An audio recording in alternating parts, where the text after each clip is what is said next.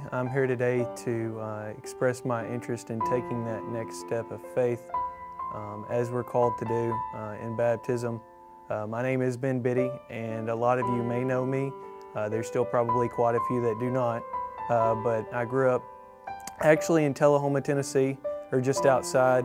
I transferred later on in high school, my junior and senior year, to Shelbyville Central, where I graduated, and then moved on to Pulaski, where I went to school at Martin Methodist College for 4 years. It was at that point that I kind of become engulfed in ecclesia and Rodney Hawkins and many others within the church.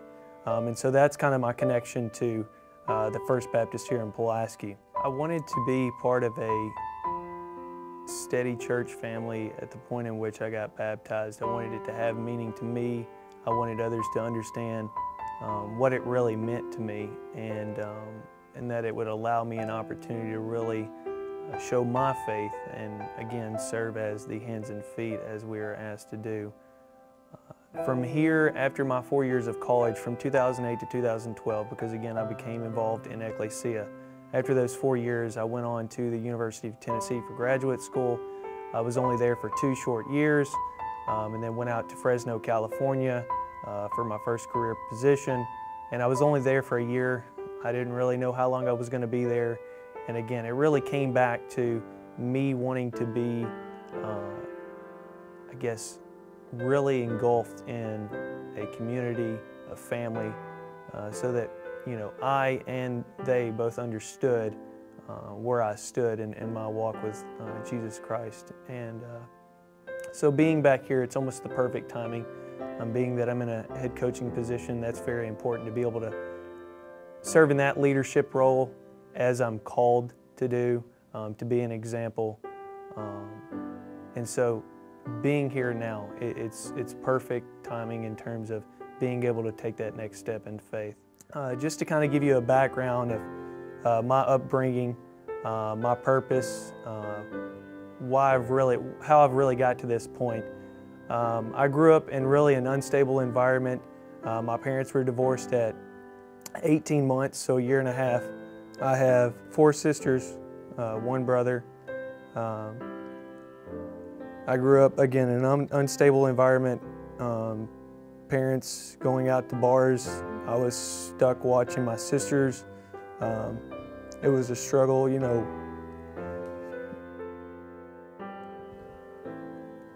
You go week to week wondering what's going to be on the table.